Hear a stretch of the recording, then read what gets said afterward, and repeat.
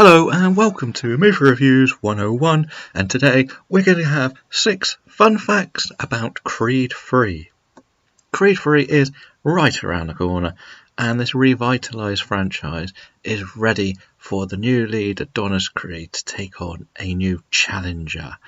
The Creed movies have been a welcome addition to the Rocky legacy, and I thought it would be a bit of fun to look at what we're going to see in the next chapter and some little facts about the franchise as a whole.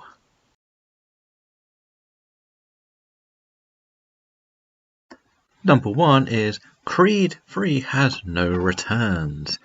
In Creed 3, we have the first movie in the entire franchise not to include anyone who appeared in the first Rocky movie. We have seen people slowly being taken out of the franchise throughout the years, some more surprising than others. However, this time Sylvester Stallone has confirmed that Rocky's journey is complete and he won't be in Creed 3, and it seems fitting because how his character is portrayed in Creed 2 is brilliant.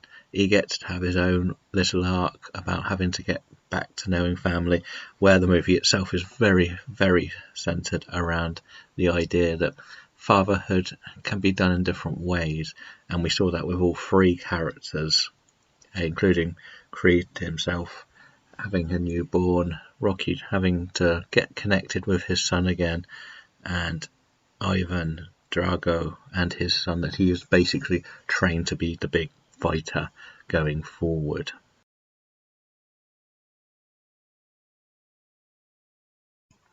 Two is no real fighters.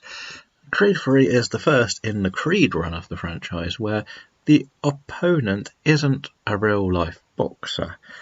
We have had former champion Tony Bellew in the first Creed and the Romanian powerhouse Florin Mantueu in Creed 2. This does make a lot more sense because this character looks like there's a lot more acting outside of the fighting that needs to be done, and Jonathan Majors coming into it seems like a very good fit, as the guy is literally on fire at the moment. However, you still wouldn't probably want to have a fight with Jonathan Majors. He probably will still destroy you. Have you seen that body he's put together for Creed?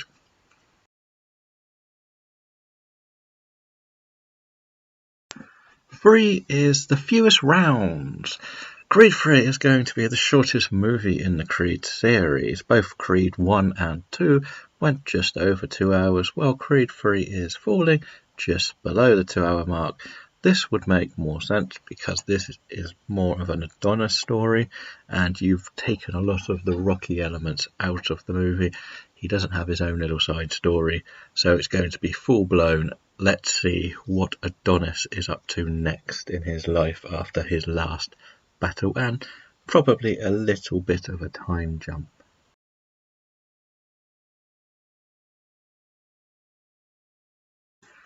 4 is not met yet. Creed 3 stars, Marvel stars Michael B. Jordan, Tessa Thompson and Jonathan Majors, and they've all appeared in the Marvel Cinematic Universe.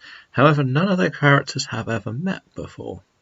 While it feels very unlikely that Killmonger versus Kang is ever going to happen, it does feel like Valkyrie will step up and be involved in whatever the new big franchise villain Kang has up his sleeve.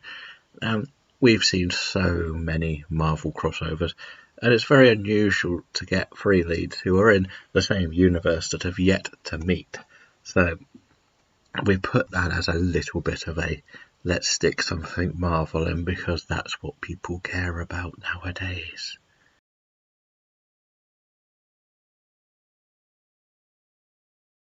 5 is first debut. Creed 3 is going to be directed by the star of the movie, Michael B. Jordan, and while the Rocky franchise did see Sylvester Stallone step behind the camera too on multiple occasions, this is the first time the franchise has a debutant in the director's chair. Everybody else has done a lot of, well, I would say a lot. They've done work before to get them to this mark, so it'll be very interesting to see what Michael B. Jordan will bring to the table, and he has worked with some of the best directors in the industry.